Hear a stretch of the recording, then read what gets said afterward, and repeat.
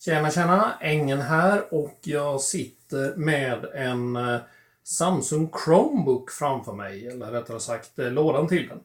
Så jag tänkte vi skulle köra en liten unboxing på den här.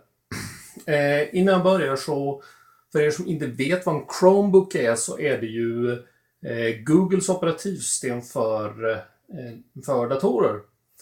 Vilket i praktiken innebär att du startar datorn väldigt snabbt. Du har en webbläsare, du har Chrome. Det är ingenting annat på den egentligen. Det du kan köra, det är Chrome Apps, applikationer i Chrome och webbapplikationer, saker som du kör direkt i webbläsaren. Vilket ju är en ganska stor del av allting som man gör idag. Det här är en av 2 modeller som Samsung släppt som finns i Sverige idag. Och det här är 3G-modellen, så den har stöd för att sätta in ett SIM-kort också. Så det tänkte jag att jag skulle göra sen. Men om vi tar en liten titt på vad vi har här i. Det är ju inte en alltför liten låda. Det känns lite lagom och sådär. Men jag tänkte att vi skulle packa upp den här och se lite grann vad vi kan hitta. För det första skulle jag säga att den här lådan är öppnad på helt fel håll. Men jag vet inte, det är väl Samsungs grej. Vi har lite packmaterial naturligtvis. Garantiinformation, instruktioner. Tja. Sådana där saker som jag vet inte hur ni gör, men det är definitivt ingenting som jag brukar läsa någonsin. Vi har vad jag misstänker är strömadaptern. Liten smidig sak. Med Musse Pigg-sladd. Misstänker att den här borde kunna gjort lite mindre, men det är inte den här stora feta Musse Pigg-sladden som man får med exempelvis HPs datorer. Den är smalare, smidigare, vilket ju lite poäng förstås med en Chromebook. Den ska vara lite smidig. Och sen det intressanta då naturligtvis. Chromebooken själv. Ja, väl paketerad.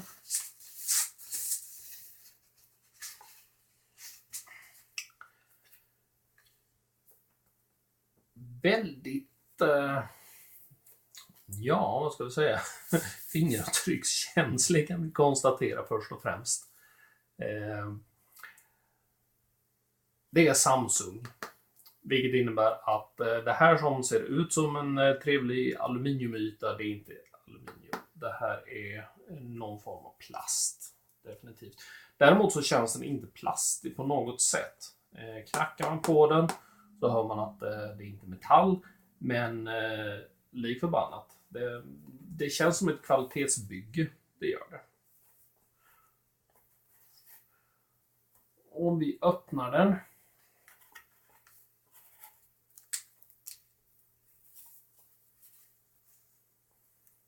Ja, då kan vi konstatera att vi har inga särskilda operativsystemspecifika tangenter på dem. Vi har lite webbläsarspecifika saker här uppe i och för sig. Men både på Mac och på PC så är man ju van vid antingen kommandoknappen här nere på Mac eller Windows-tangenter. Här har vi bara Ctrl Alt, så att har man vant sig vid den tangentbordsuppsättningen så är det väl ett par minuters som man måste vänja sig vid det. Jag vet inte huruvida den här laddad eller inte, men jag tänkte att vi ska väl slå på den också och se vad som händer. Vi tar och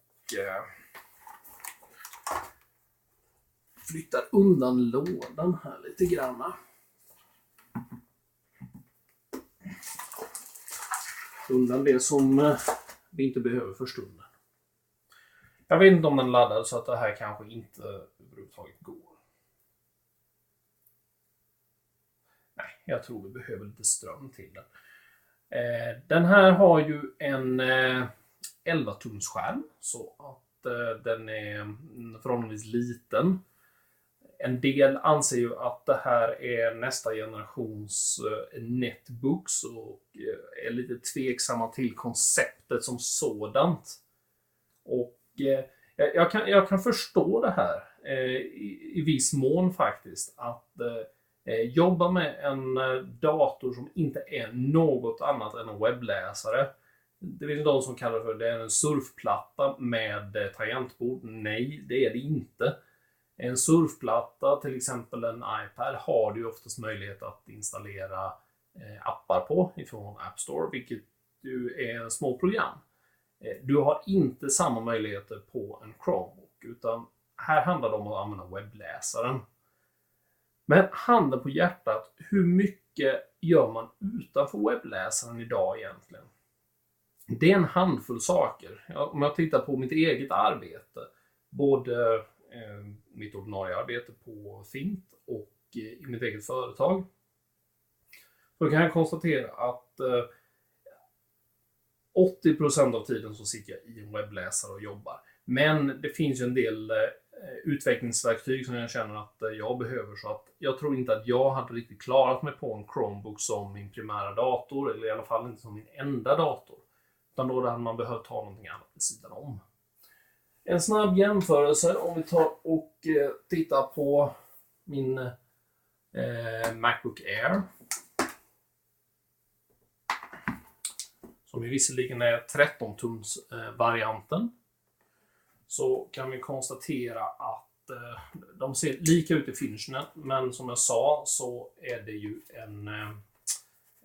ju Chromebooken i plast. Jag ser att Chromebooken är dessutom lite tjockare.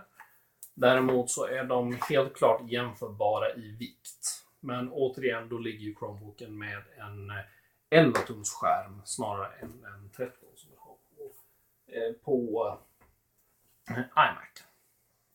Men det ska bli intressant att starta upp den här, få plugga in den sen och se vad man kan hitta på med den här lilla leksaken. Kul att ni vill titta på det här. Ha det jättebra. Hej hej!